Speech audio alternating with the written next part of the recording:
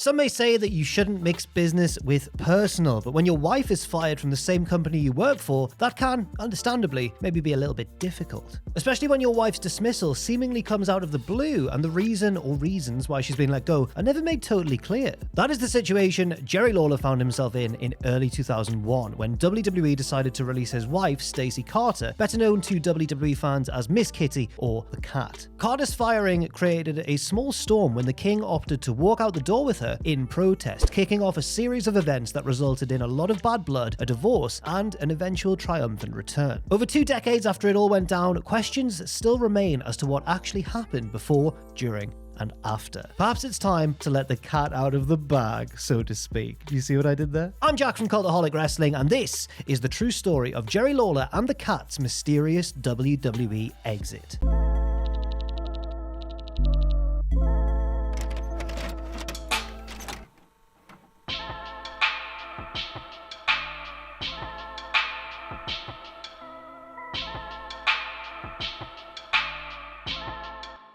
As 2000 turned into 2001, it was all going great for Jerry Lawler, who certainly had no shortage of things on his plate. The 51-year-old was the color commentator for Monday Night Raw, his partnership with Jim Ross was lauded as the best in the business, and he also provided announcing duties on SmackDown alongside Michael Cole and WWE pay-per-views. Yes, things were going well for Jerry at work, his time on the clock made easier by the fact that he often shared it with his 30-year-old wife. The two had gotten married during a ceremony in September, a ceremony paid for by Lawler's friend NBA legend Charles Barkley. So it was good to be the king, but his wife, who had recently gained a degree of infamy for her flesh-bearing escapades on WWE television, was no longer being consistently used in storylines. Lawler met the then 18-year-old Stacey Carter at a charity softball game in his hometown of Memphis, Tennessee in July of 1989. Stacey's mother was dating one of the players on Jerry's team, and Jerry was immediately smitten with her daughter. The two soon began an affair, which resulted in Jerry getting divorced from his second wife, Paula. Inevitably, Carter, who had worked at a photography studio and ran a hair salon,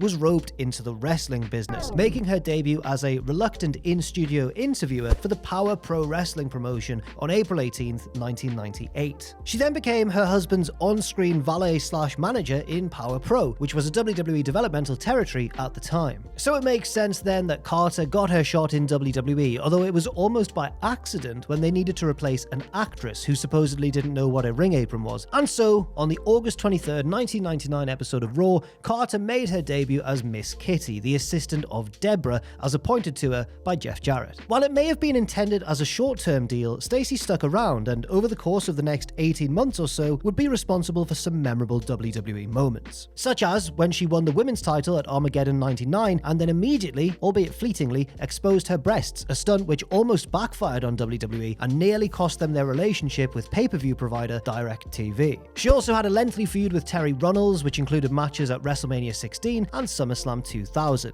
But it seemed that, apart from scripting her in segments where she would invariably show plenty of skin, WWE didn't have a lot for Stacey to do in early 2001. To combat this, Lawler concocted a storyline centered around his wife and the puritanical right to censor stable, a pitch that received a mixed response from the writing team. This led Lawler to go above their heads and directly to Vince McMahon, who approved it. The basic gist was that the Cat wanted to protect her right to nudity, while the right to censor wanted to stop her from getting her clothes off on television. Lawler, who was never acknowledged as Cat's real-life partner on TV, would incur the group's wrath after coming to her defense. This built to a match between the King and Right to Censor's leader Steven Richards at the No Way Out pay-per-view on February 25th. If Lawler won, then the Cat would be allowed to bear all, but if Richards won, she would then have to join Right to Censor. Richards won the match, and the next night on Raw, the Right to Censor presented the new version of the Cat, who was referred to by Richards as Stacey. Decked out in revealing Right to Censor garb and with mascara running down her cheeks, she was portrayed as someone being held hostage against her will by the tyrannical heels. From here, the storyline was going to see the Cat use her wicked womanly charms to corrupt the various male members of the RTC, the dominoes falling one by one until Richards himself would finally be revealed as the biggest hypocrite of them all when he was caught in a tryst. But this storyline would not have a chance to play out because Carter was suddenly given her marching orders prior to the February 27th SmackDown taping in Tucson, Arizona.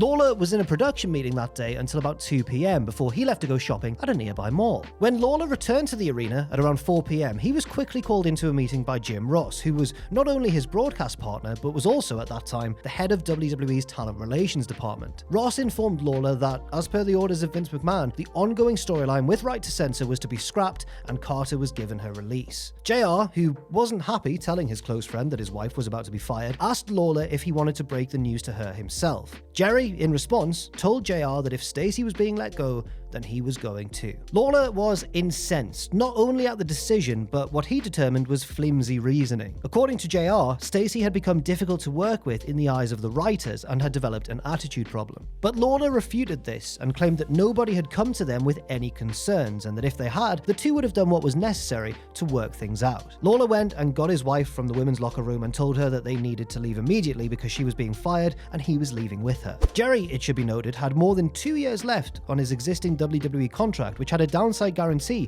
of more than $250,000 per annum. The couple left the building and got into their rental car before deciding to return and speak to McMahon directly. According to Lawler, Vince, who was eating a protein bar during the conversation, which took place in a tiny arena closet, told the pair that he wasn't sure what the exact problem with Stacey was. McMahon expressed his disappointment with Lawler's decision to leave alongside his wife before extending his hand and thanking him for his service over the past 8 years. Lawler simply stood there, expecting to finally be let in on this funny rib, but when he realized the situation was actually very real, he had no alternative but to leave the building. As news of the couple's collective departure hit the internet, various stories and rumors naturally followed, such as the story that Carter had apparently refused to do something or several things asked of her by the writers, which was flatly denied by both Stacey and Lawler. Another story claimed that Carter had yelled at WWE props ace Richie Posner, which Stacey also denied and claimed that Posner knew nothing of when confronted about it. One theory posited implied that WWE fired Carter as a way of getting Lawler to quit after he had insulted Honda, who had pulled out of advertising with the XFL, causing an issue with the XFL carrier NBC,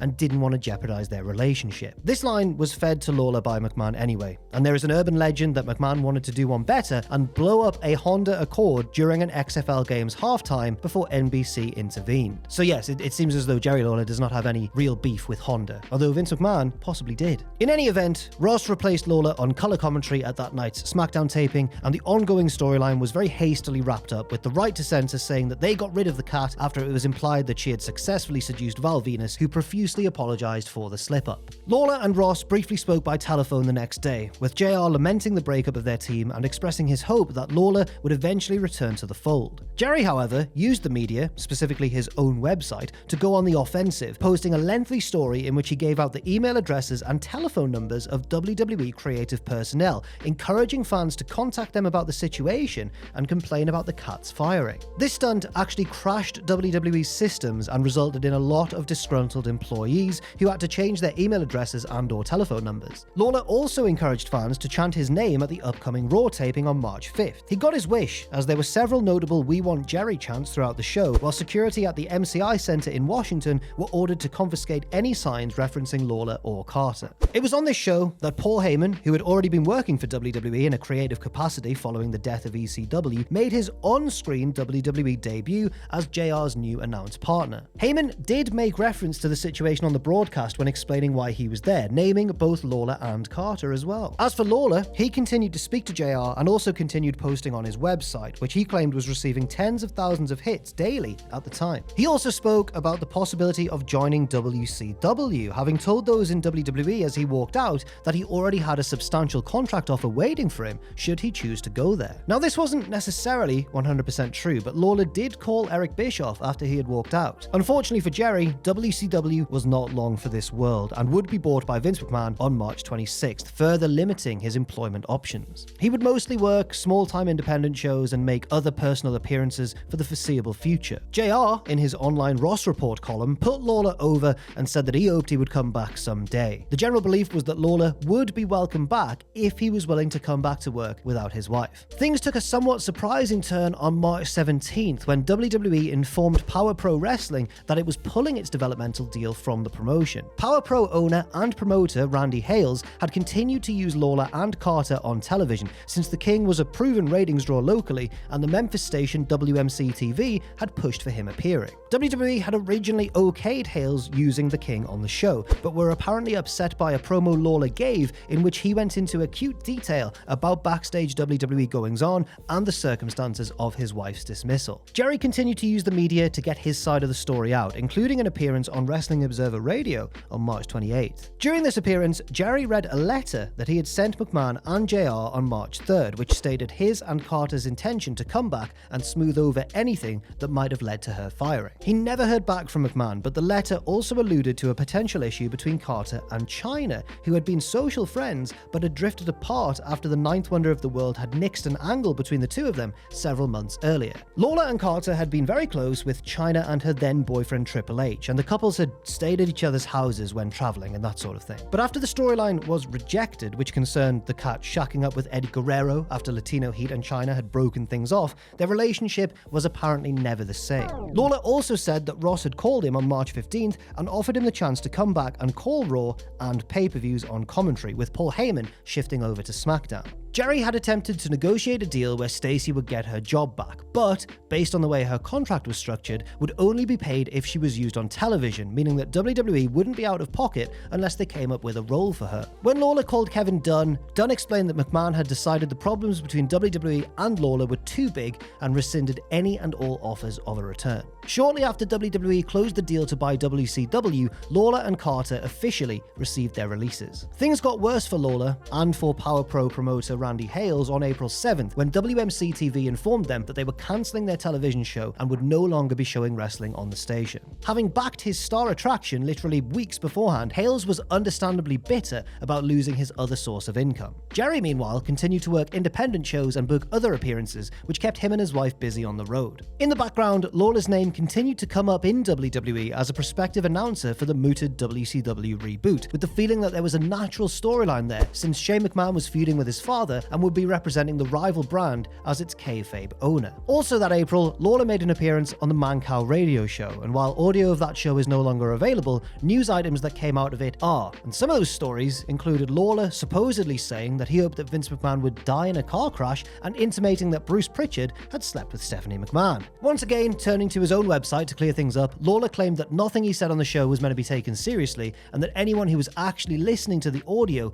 would be able to tell that. Jerry also used this latest commentary to dispel some more rumors about what may have led to Stacey's firing. One reported story was that Chyna was upset about a picture of herself and Carter kissing that had been posted on Lawler's website. However, the two were simply posing and mugging for the camera, not actually kissing, and the picture had been on the site for over a year. Other interesting tidbits included Lawler saying that he had over $1 million in cash and didn't even need to work, and that WWE had told him he'd burned his bridges by talking to the media so extensively, and that WWE wrestlers had been threatened with being fired if they dared to speak to either him or Carter. He also mentioned how he and Stacey had met with Hugh Hefner months beforehand and spoke to the Playboy mogul about Carter possibly appearing in the magazine. Carter had recently received a rejection notice from Playboy, with the outlet explaining that should their relationship with WWE change, they would love to have her pose for the magazine. And, as they say, when it rains it pours, and the storm continued for Lawler when his son was released by WWE on May 28th. Brian Christopher, who wrestled as Grandmaster Sexay, had been arrested at the US-Canadian border while traveling to Calgary for a TV taping after agents discovered he was carrying illegal drugs.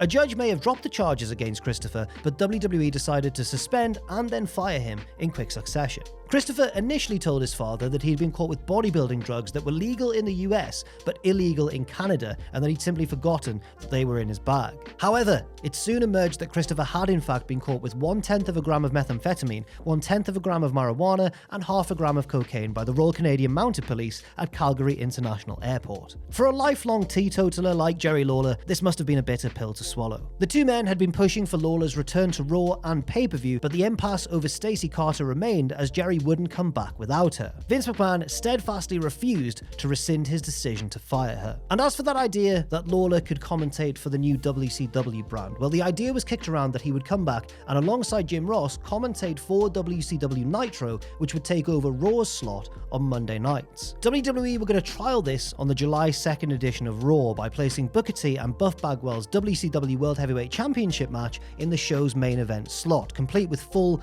WCW presentation. 1 week before the event in Tacoma, Washington, WWE called Lawler and asked him to come back and call the action alongside Scott Hudson. These two men would then be the WCW announce team going forward. Lawler agreed, and the deal was, for all intents and purposes, finalized on June 28th. Now, according to Lawler, part of the deal was that Carter would be able to accompany him to ringside on both the live Raw broadcast on July 2nd and at the SmackDown taping the next day, also in Tacoma, Washington. Lawler was told ahead of time that Vince wanted to stress to him that Carter was only being brought in for these two shows and would not be receiving a full-time deal. On June 30th, after both had received their travel itineraries, Lawler was called by WWE and was told that he would be getting a contract, but his wife wouldn't. It was at this point that Lawler backed out of the deal, with WWE putting the heat on him for trying to change the details and get his wife a contract. Some within the company were already aggrieved that Lawler was getting the face-saving concession of having his wife accompany him to ringside. With nobody else to turn to, WWE asked Arn Anderson to call the Booker vs. Bagwell match with Scott Hudson. True to form, Lawler turned to his website to get his side of the story out. In this latest post, he also claimed to have learned the reason for his wife's firing and said it was unjust, blaming somebody who no longer worked for the company, which he soon named during a radio interview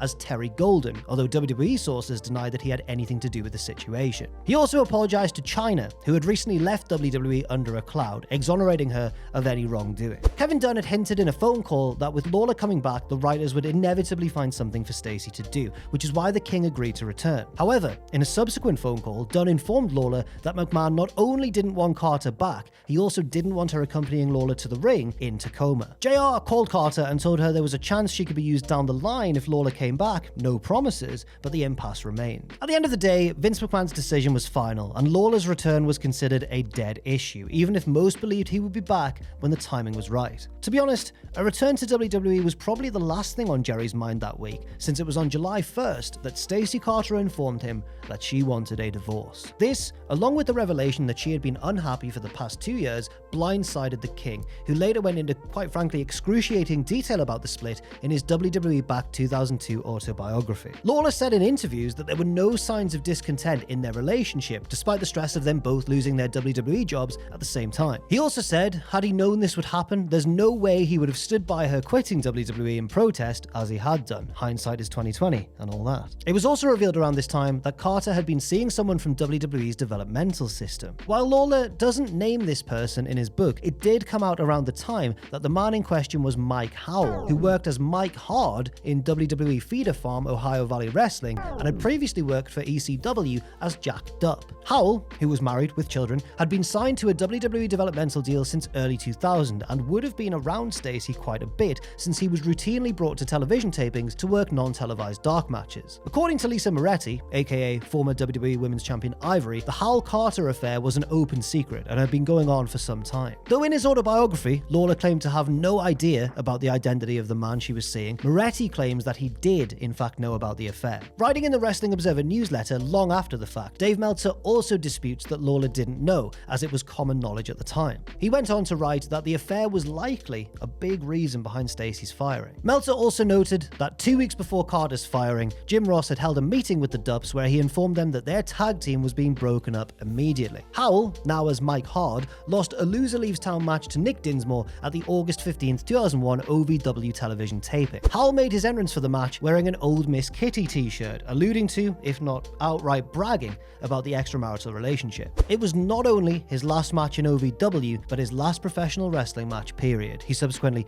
disappeared from the business. Stacey Carter also left the business and moved to Florida seeking a fresh start. Lawler, per the account in his own book, followed her down there after hearing from a friend that she was there with another man. It was never said whether the man he found sleeping in the master bedroom of his condo with his estranged estranged wife was indeed Howell, but it was at that moment, as Carter told him she no longer loved him, that the king knew his marriage was over for good. Carter, who had started living with Howell in the condo she and Lawler used to share, officially filed for divorce in late August. In her petition, she asked the court to consider the 12 years she spent living with Lawler as a partnership, that she be entitled to half of everything from those years. That was significant because the king had made out like a bandit when he sold the USWA to a group of investors from Cleveland, Ohio in 1997. If there was one silver lining for Lawler, it was that Carter leaving made it a lot easier for him to return to WWE. In early September, Jerry posted that he had spoken with Pritchard and Ross about mending fences and possibly coming back into the fold. JR's advice was that he get his divorce behind him first so that when he was mentally ready, he could work things out with Vince McMahon. With tensions thawing, Lawler showed up at the SmackDown taping at the Pyramid Arena in Memphis on September 18th. When talking to people, Lawler told them he now understood why Carter had been fired, and he made a mistake in defending her because he wasn't fully aware of the reasons. Still dealing with his divorce, the King took off for a tour with the World Wrestling All-Stars promotion in late October, working 4 shows in Australia, including the promotion's Inception pay-per-view. On November 13th and 14th, Lawler worked multiple sets of TV tapings for the Excitement Wrestling Federation, a new promotion headed up by his longtime friend Jimmy Hart, providing commentary alongside ex-WCW announcer Tony Schiavone. With some serious investment behind it and stars like Hulk Hogan, Kurt Hennig, and others attached, it was felt as though the XWF had the best chance of succeeding where others had already failed. Lawler himself expressed optimism when discussing the XWF in interviews, saying, "I'm certainly excited about the XWF. The fact there is only one wrestling organization basically in the world right now is not necessarily healthy for the sports entertainment world. All of the talent here is excited about the XWF. It's good for the wrestlers to have another place to work other than one organization. This has the potential to be very big." It had potential, yes, Jerry was right, but WWE was the sure thing, and what many people at XWF didn't know was that Jerry Lawler was already negotiating for his return despite publicly claiming that he hadn't had talks with WWE for a while. On the November 19th episode of Raw, McMahon, fresh off WWE defeating the alliance between WCW and ECW at Survivor Series 2001 the night before, fired Paul Heyman from his job as announcer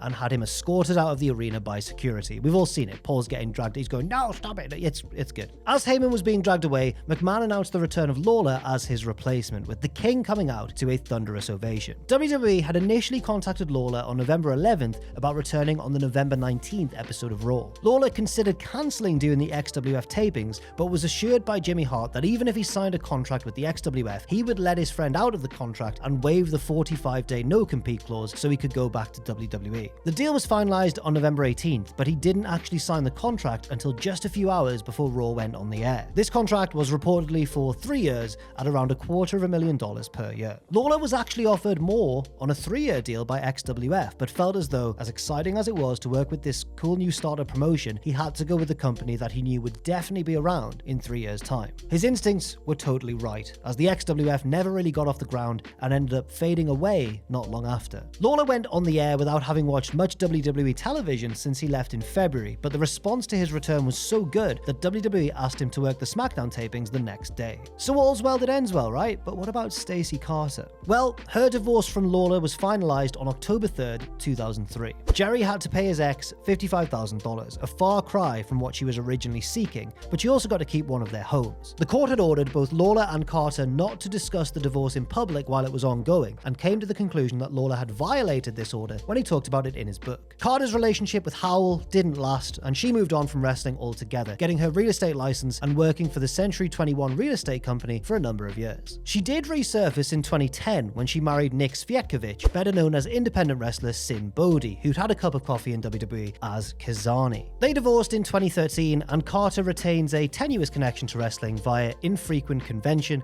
and podcast appearances. She has, however, remained friends with Jerry Lawler, with recent pictures showing that they have put the past behind them and moved on as genuine friends. For a minute there, though, they were at the center of one of the most scandalous stories in wrestling at the time. I've been Jack from Cultaholic. Thank you very much for watching, and I'll see you soon.